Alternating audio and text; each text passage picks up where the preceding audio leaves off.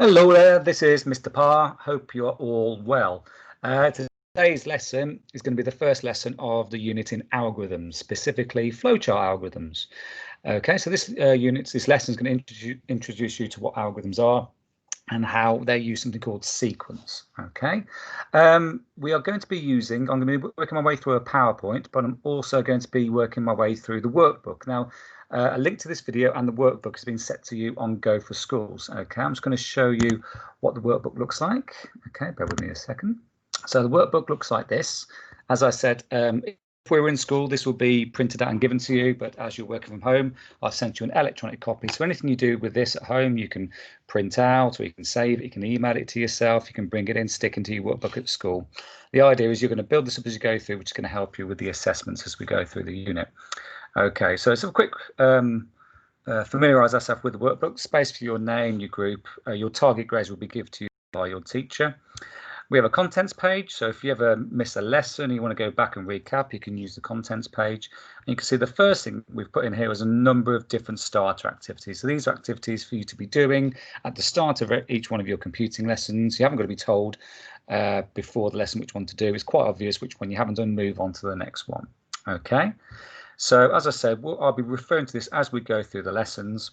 And today's lesson, we're going to start off on, I think it's going to be page 10. Okay, so as I said, go on to Go for Schools. You can feel free to pause the video, get ready onto page 10. Okay, so this unit is all about algorithms. Okay, today's learning objective is you're going to be able to learn to write algorithms and flowcharts for planning programs, because algorithms are fundamental when it comes to writing programs or doing any sort of coding before you do it. So today's lesson, all of you should be able to explain what an algorithm is and give some everyday examples. Okay, you wouldn't know, but we go through algorithms every single day of our life without even knowing it. Then most of you should then be able to draw a flowchart which uses something called sequence, which is quite simply, well, you'll see it's quite obvious what that is. Okay, the challenge, which will be some of you, is to demonstrate how different algorithms can be used to solve the same problem. There's more than one way of solving a problem, and that's when it comes to writing algorithms. You can have different algorithms to solve the same problem. Okay, I might full screen this, that's better. Okay, right, so what is an algorithm? So an algorithm is quite simply, it's a step-by-step set of instructions you use to solve a problem. Okay, doesn't matter if it's to do with programming or coding or whatever. It's basically following a step-by-step process to solve a problem. Okay, if you want, you can pause the video to answer the first question on page 10, where it says, what is an algorithm? Okay, pause the video, fill it in, and let's move on. Okay, so some examples of everyday algorithms. So Christmas time, my daughter had 3 lots of Lego for Christmas. Okay, 3 bits of Lego. Brilliant. So how do you know how to build your Lego? In this case, it was I think it was a unicorn or something, or a little dog thing. And basically, you're given a set of instructions, aren't you? Okay, so your set of instructions to build your Lego dog, Lego Millennium Falcon, whatever. Okay, your instructions is your algorithm, your step-by-step instructions on how to solve that problem. Okay, another example, I'm going to call it grown-up Lego, basically IKEA. You go to IKEA, you buy some furniture, and most of the time it isn't assembled. You've got to build it yourself. How do you do it? You follow those instructions which are printed out. Okay, there's an example there on the screen. That is an algorithm. We follow those instructions to solve that problem. Okay, think about directions. If you need to get directions to how to get to a new location. Before the days of sat-nav, you would, well, I'd say pre-sat-nav, you go onto the internet and print off a set of instructions from Google Maps. Before the internet, you just get a map and you plan out your routes. Okay, that is an algorithm. All right. So your next task, ladies and gents, is can you think of as many different examples of algorithms we follow in everyday life? It could be just making a sandwich or brushing your teeth. They are basically algorithms we follow in everyday life. Pause the video, go back to page 10, and try and think of as many different situations of algorithms. Go. Okay, So now we know what an algorithm is. Quite simply, a series of instructions we follow to solve a problem. Let's think about how we use this in programming. Now, over the next few lessons, we're going to be talking about programming constructs. And these are like the building blocks to write algorithms. They're called constructs. Constructs. There's a tier 3 word there, constructs. Okay. And it's basically rules or building blocks for programming.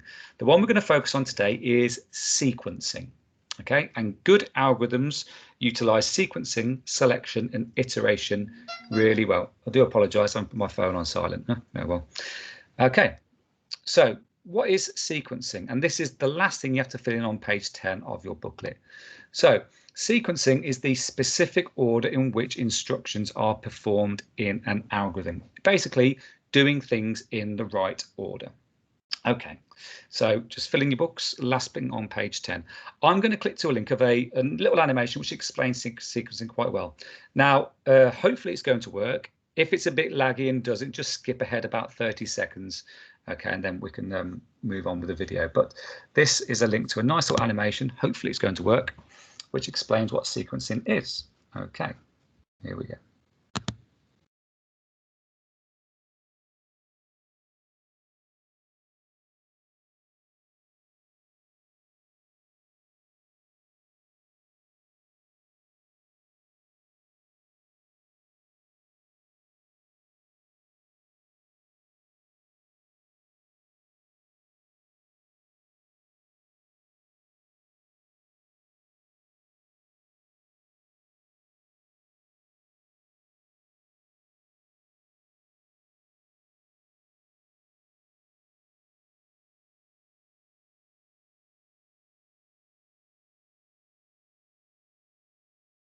Oh, that poor orange. Okay, so sequencing is quite simply following things in the correct order to solve the problem. Okay, I always give the example of every morning I get up and what I do, I wake up, I go in the shower, come out, brush my teeth, come out, get dressed, get ready, go to work. But I have to do things in a specific order. So if I was to get up first and then brush my teeth and then have a shower, is that a problem? No, not necessarily. Doesn't really matter the order of the sequence I do those things. However, if I was to get up, get dressed, and then have a shower, I'm going to be a bit wet, aren't I? Okay, that's not the right algorithm for getting dressed. Little things like getting dressed itself. Okay, you have to put things on in a certain order. You could put your socks on before your pants. That's fine. You're still going to get dressed the same way. It's a bit weird. Okay, but if you put your trousers on, then your pants, oh, that's not the most hygienic, and plus you're going to look like Superman. So the sequence of things is really, really important. Okay, and that's the first thing when it comes to writing a program, is doing some sort of program, is your algorithm must do the things in the correct order. Okay, so I'm going to think of an everyday algorithm, which is making a nice cup of tea. Okay, and I'm just going to write out my algorithm is a list of step-by-step instructions. Okay, now whenever we do this in lesson, we have loads of arguments, sorry, not arguments, debates about the right way to make a cup of tea. And that's the thing, everybody likes their tea differently.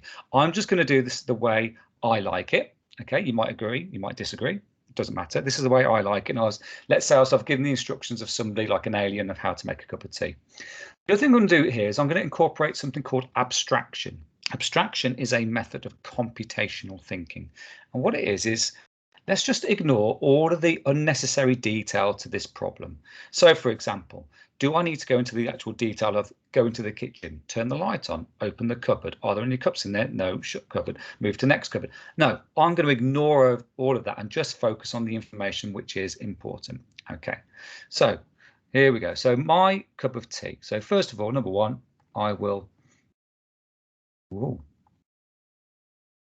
the kettle. Oh, something going on here. It looks a bit weird. Excuse my writing. Boil the kettle. That's the first thing I'm doing. Let's assume there's water in the kettle. 2. Add tea bag to cup. Okay. 3. I'm going to wait for kettle. Do apologise. This is writing really weird at the moment. Okay.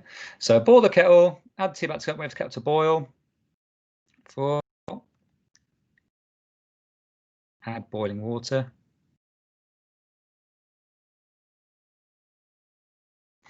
Okay, then me personally, what I would do, wait 3 minutes. I always like to wait 3 minutes for the tea to brew. Okay, then I'm always a fan of removing the tea bag.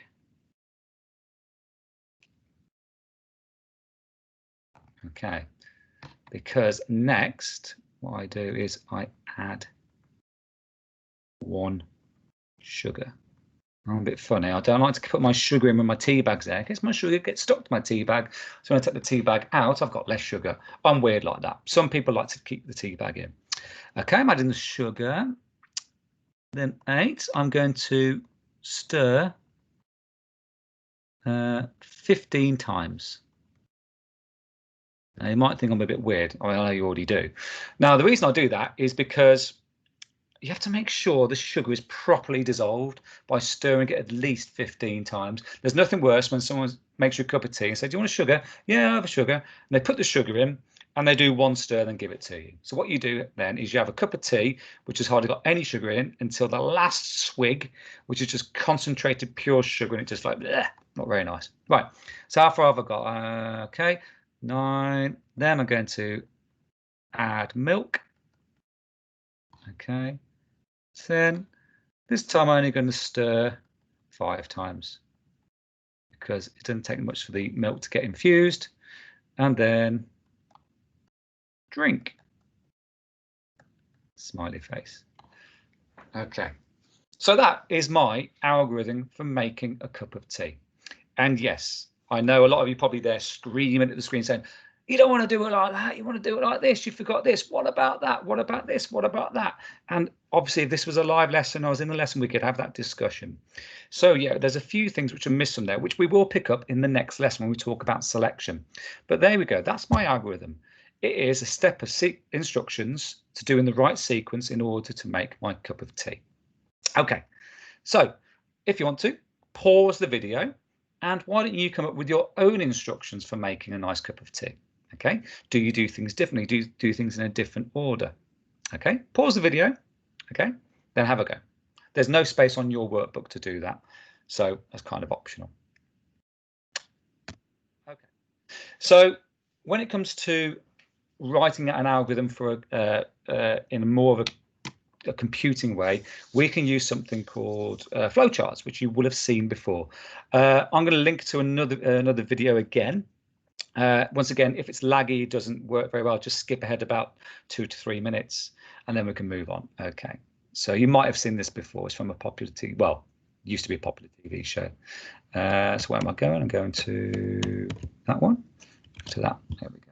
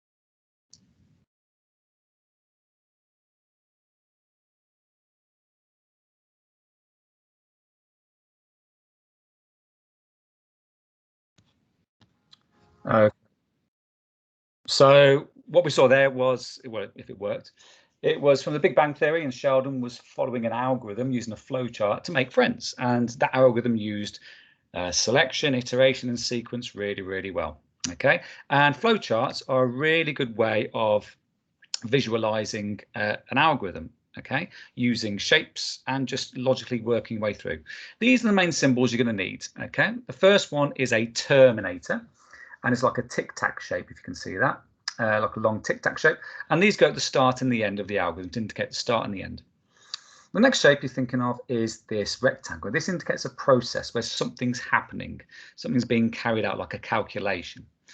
Obviously, we've got the flow lines, which indicates the direction of where you are going in the flow chart. Okay, we have our arrowheads. The next one is our parallelogram. This indicates an input or an output. So whether you're adding something to or taking something out or displaying something or adding more information to the algorithm.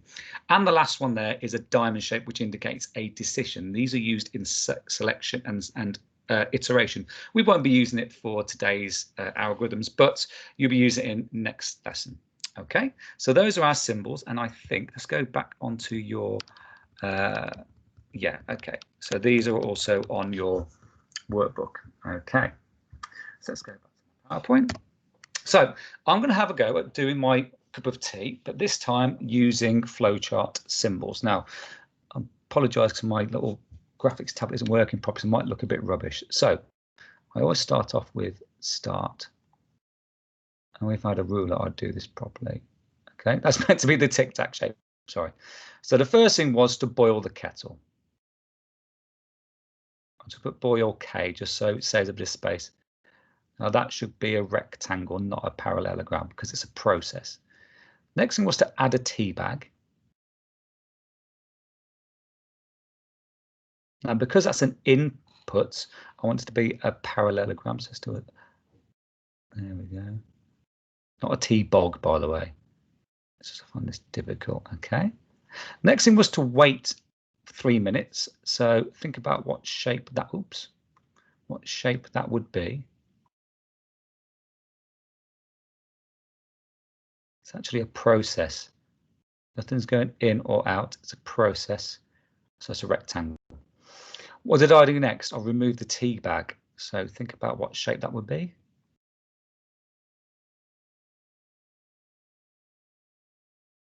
Okay, it's an output. So it's going to be a parallelogram. Okay, what did I next? I added a sugar.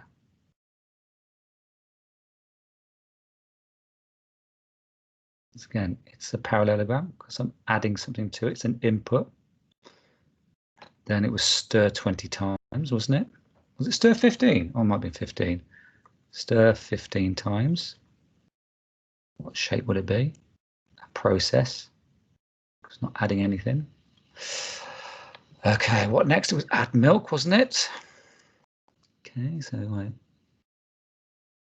add milk, parallelogram. Then it was stir 5 times, which was a process. This is really unneat, I do apologize. Okay, and the last one was drink, which would be a process as well. Oh my word, this is getting worse and worse. Okay, and then we end. Okay, the only things I've missed out here is my arrows and my flow lines, which I should really do. But because this algorithm just uses sequence, it's not going to go anywhere but below. Okay, so there is my my flowchart algorithm for making my perfect cup of tea. Okay, there we go. So the key thing is making sure you use the correct symbols. Okay, and when it comes to actually writing programs, it is a lot easier where rather than kind of applying it to everyday kind of algorithms. Okay, so your task, ladies and gents. Okay, let's have a look at your workbook. So this is on page 11. Okay, it says, in the box on the left, draw a flowchart that uses sequence to represent algorithm for any of these things. Tying your shoelaces, brushing your teeth. That's quite hard, tying your shoelaces. Brushing your teeth, making a sandwich, drawing a shape, drawing a picture of a house. Okay, so all you need to do is to, in the box on the left, you can do it in pencil, you can do it using shapes if you want to do it in here, okay, in Word. Okay, have a go at drawing your own algorithm which uses sequence. If you can't think of doing those, you can just do it for making a cup of tea or hot chocolate or making a sandwich, whatever you want. Okay, on the right hand side is a challenge. Can you draw a different algorithm to solve the same problem? So you might think about putting things in a different order. Is it going to solve the same problem? Okay, so that is what I need you to do for today's lesson. Okay, so did I get, no I didn't. Okay, so ladies and gents, that is it for today. If you have any questions, please feel free to email your teacher or email me directly. It's Mr. Parr, so it's T-Parr on the email. Okay, hope you're all well. Okay, and I'll speak to you soon, hopefully very soon. Okay, thank you very much. Bye-bye.